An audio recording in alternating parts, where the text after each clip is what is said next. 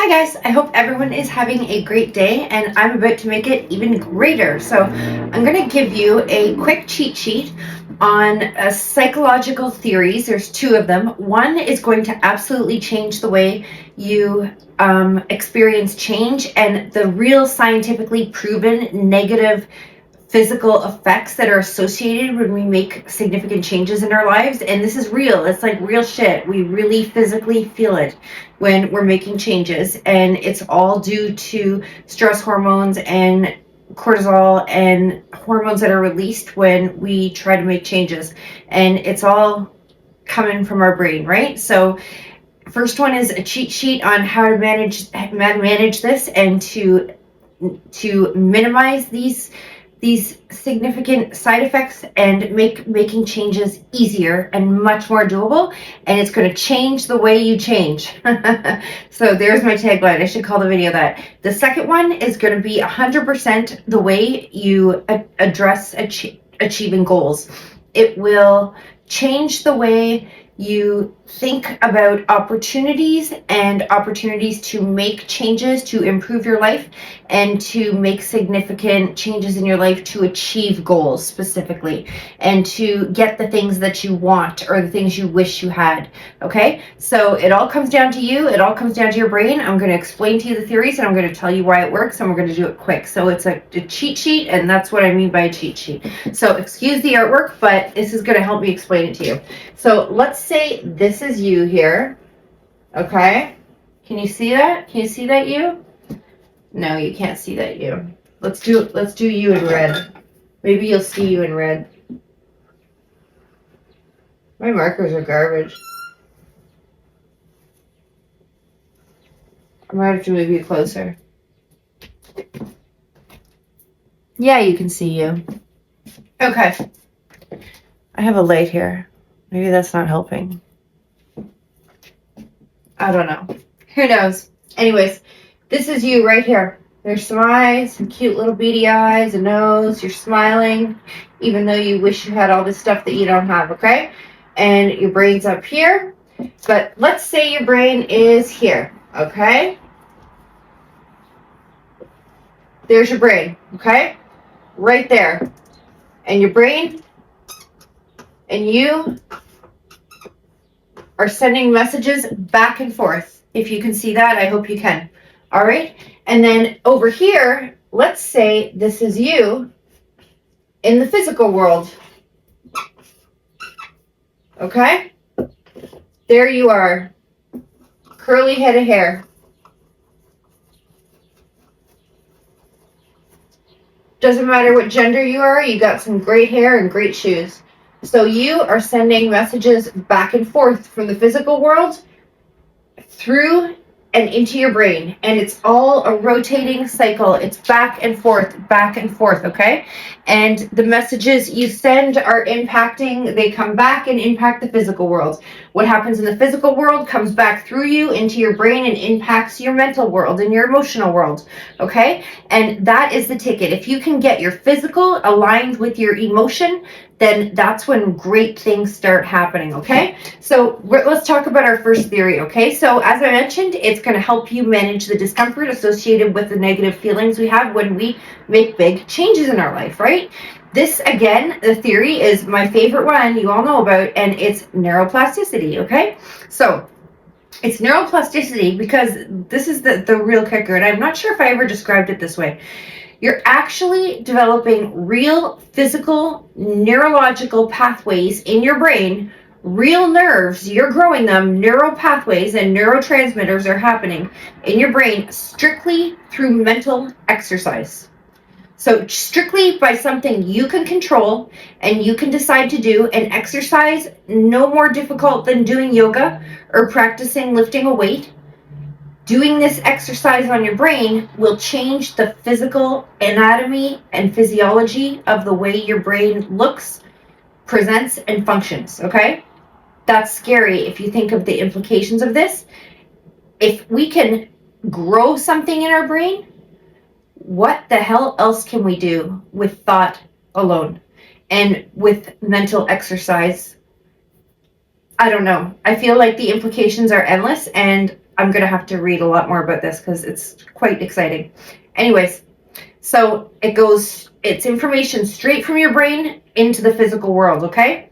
So it's called the mental rehearsal or the motor imagery phenomenon. And when you stimulate an action or an experience repeatedly in your brain over and over again, when you simulate it, over and over again, it activates the same neural pathways as if you were actually experiencing that event in the physical world, okay? So if you are imagining something is happening, you're in the situation, you try and feel it, you try and feel how you would feel, you try and hold your body the way you would hold your body, use your voice the way you would speak, try and, if it's a presentation you're nervous of, try and go through that presentation just like you normally would, and try and feel in your heart the way you feel it and have your brain feel the same way. Your emotions are on board. Your brain is on board, so it's physical and emotional together. Things are lining up. Your brain starts creating those neural pathways, okay? And this is helpful for examples like when you're preparing for a presentation or when you are preparing for a test. If you have a shitty relationship because you don't handle conflict well, you can imagine yourself in conflict and how you could handle it differently. You can go through it and go over it over and over in your mind.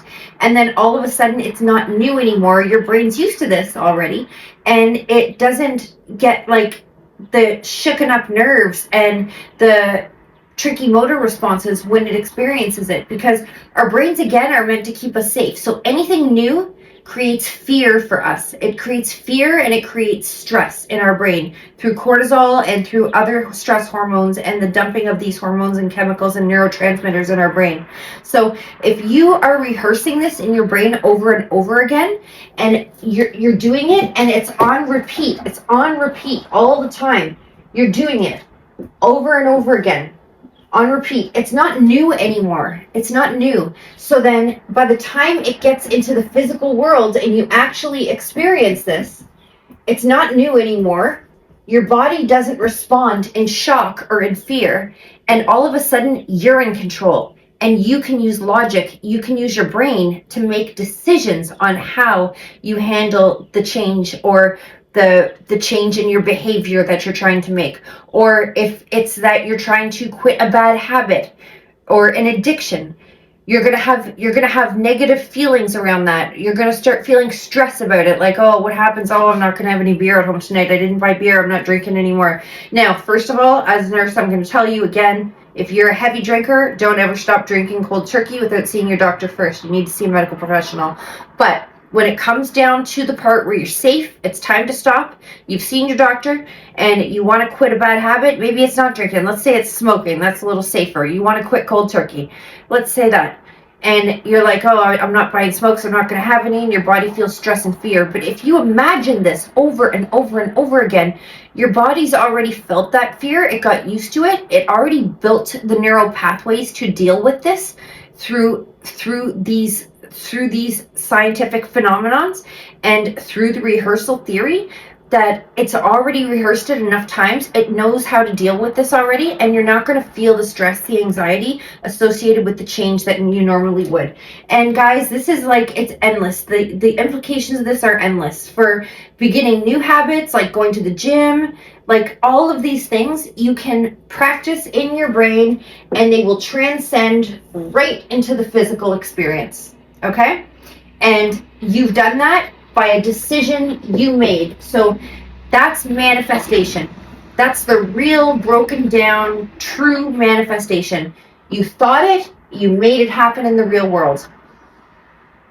And that's what everyone talks about as manifestation, except they talk about it being like some miracle. It's not a miracle. It's brain chemistry. It's quantum physics. It's quantum mechanics. It's neuropsychology. It's neurophysiology and anatomy and physiology. It's how we work. We're meant to work this way. We're put on this earth to be able to evolve and to grow, and that means change. The world, nobody would have ever evolved if change didn't happen. So we have to be able to do it. So let's just learn to do it and make it easier for ourselves. athletes this is not new magic, this rehearsal theory. Professional athletes have been doing this for 50, 60, 70 years. They would rehearsal beam routines as far back as like, I'm trying to think of professional gymnasts. There's one in particular, I can't think of her name, but you know who she is. Everyone knows who she is.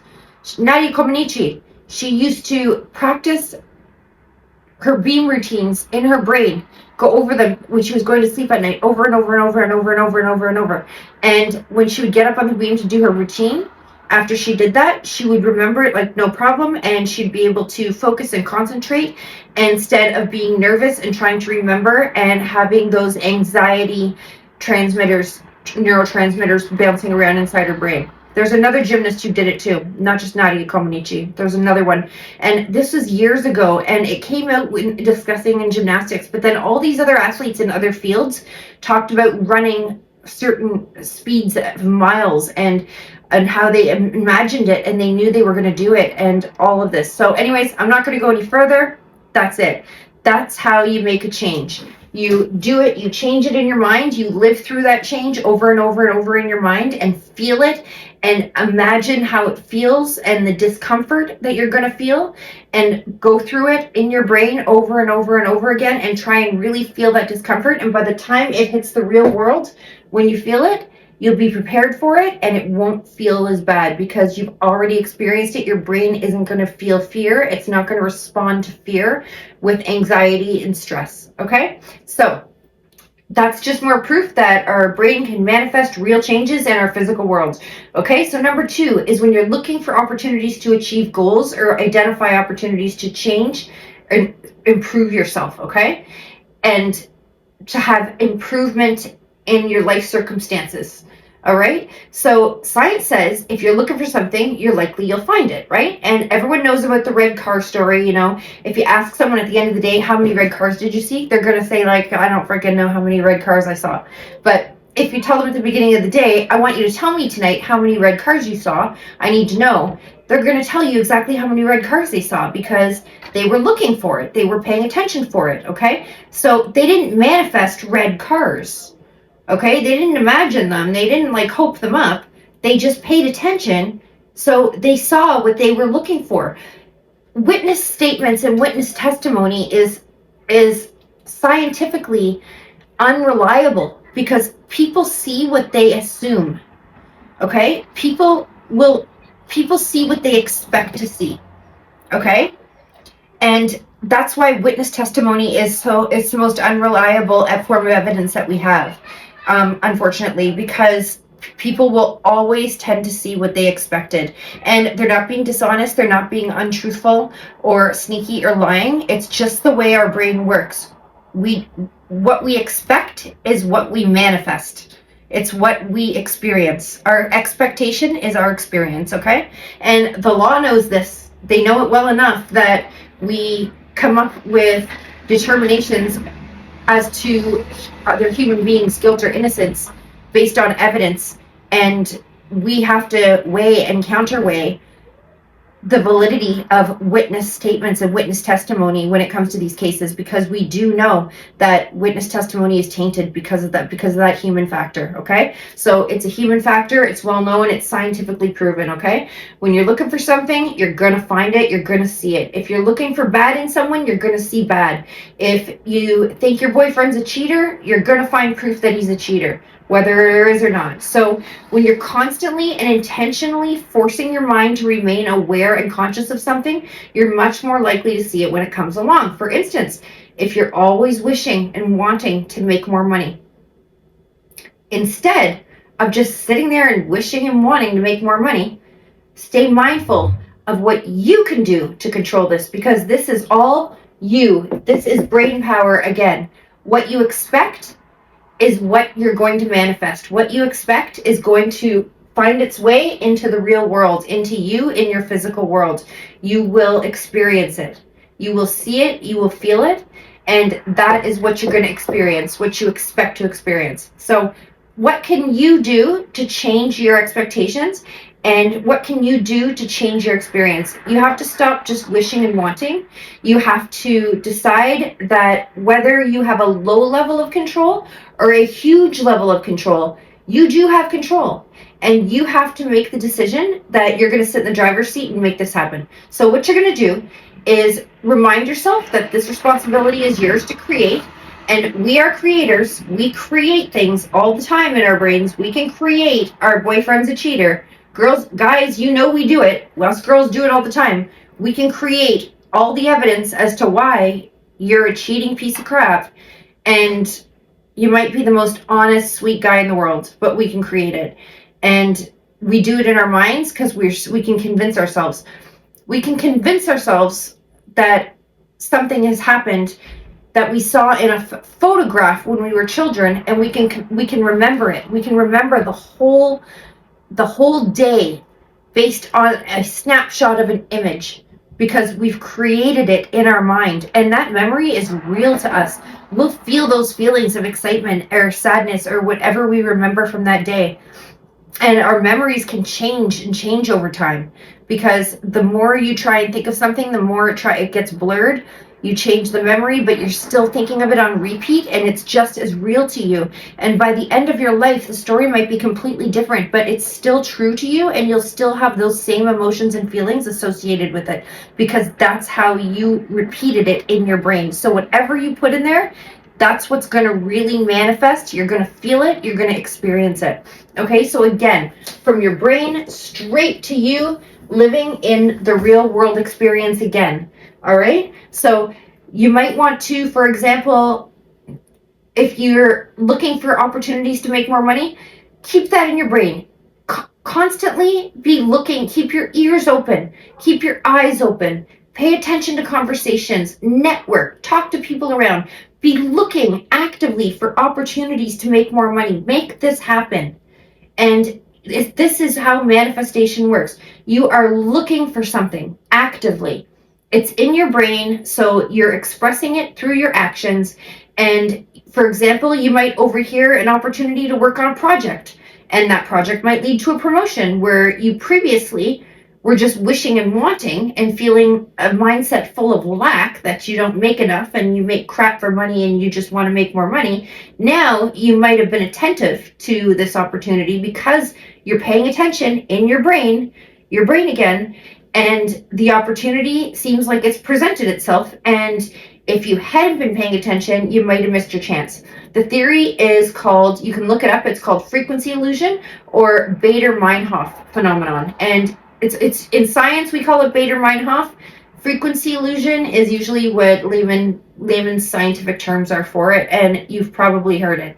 But it is what you are, what's constantly playing in your brain, what's constantly playing in your brain over and over again is what you're going to experience. And it's just, it's again manifestation. Like, I don't know how else to break it down. I hate watching videos where people are preaching you can have the whole world in 48 hours, you can have this, you can have that.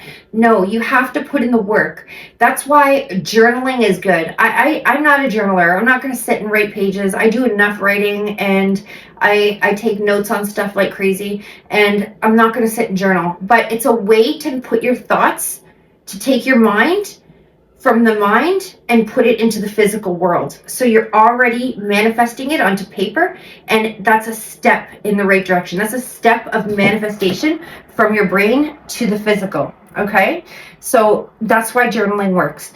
There's things that work. Mantras work, like meditation and repeating mantras and stuff like that. You're taking mental works and you're making them physical works, and that is the power of our brain. We are in full control of everything that happens to us, whether it be through small steps that lead to something else, that lead to something else, to something else, to something else, and it turns out to be what we wanted, or by the universe just giving it to us by chance, by stroke of luck or fate. And it's like I've had experiences when I was raising my kids when they were young and I was broke and alone, and I was so broke, it was the worst ever, and all of a sudden I get a random check in the mail, and it's because the bank accidentally overcharged me an extra $50 for something, and there's a check in the mail today. And things like this would happen to me in my life. You know what I do every time? Have you ever read The Secret, the book The Secret? I swear to God, it's a Bible. I'm telling you, there's some of it that's a little crazy, but it works. I don't do the checks in the mail thing. If you read the book, you know what I'm talking about. Or there's a movie, I think, too. But parking spots. When I pull into a parking spot, I don't doubt it. I drive to the front, closest aisle, closest to the door of the mall or the store I'm going to, and I never drive away because there's always a spot for me. Doesn't matter how busy it is. Doesn't matter if it's like 5 o'clock on Christmas Eve or 4 o'clock on Christmas Eve. There's a spot where I think it's going to be. I swear to God, this happens, okay? So sometimes I think the universe gives us gifts, but 99.9% of the time, we are responsible. We are in control. And it's the decisions we make and what we put in our mind and what we feel in our hearts that are going to manifest these things for us. And if you can think something so hard that it makes you feel the corresponding emotion, it's going to happen for you in the physical world. You will take it from your brain to your body, to your emotions, your brain chemicals, all the hormones, the cortisol, everything that makes you feel your emotions the way you feel them, and it's going to put it right out there in your physical world. Right out there.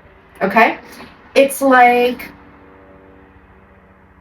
I hate to even use this example, but I'm not even sure. No, I probably shouldn't use this example. It's like phantom leg pain. Let's use that. Somebody's leg is amputated, or they've lost their leg, and maybe for the rest of their life, their brain neurons are telling them they have pain in that leg. That leg causes them agony. I've seen patients in agonizing pain so badly, they dread waking up every day. The pain is so bad, and the leg isn't even there, but their brain is manifesting leg pain because they have built the neurons and the neural pathways in their brain for that leg to feel the experience of pain. Okay? And there's something called synaptic pruning that gets rid of the neurons, but it hasn't done it in their case. It didn't prune those neurons because it no longer needs them. So they still have them. They still have neurotransmitters, and they still feel the pain of that leg being amputated and being removed. Okay? So is same as synaptic pruning, where our brain will cut out neurons that we're not using. That's why you want to stimulate yourself in every way possible. We can build neural pathways just as easily through brain exercise and through what we think and how we exercise our brains and how we use it. So guys, this is the end of the video. I dragged it on too long. I rambled on. I'm sorry. I'm an effing bitch. I'm sorry. But I get into this stuff and I get so excited, and I have so much to share with you, and I just want to share it all because I know it can change your life if you actually utilize it. And even if you take one thing from one of my videos, I'll be so grateful. Leave me a comment and let me know. So that's it. It's from your brain to your heart to your emotions to the world you're living in and experiencing, to what you see, what you feel, what you hear, what you touch, to the life you're living. So don't forget it, guys. Don't underestimate self-talk, what you're thinking about, what you're imagining, what you're telling yourself. Don't underestimate it, because you're going to make it happen. So that's that. Have a great day. See you soon.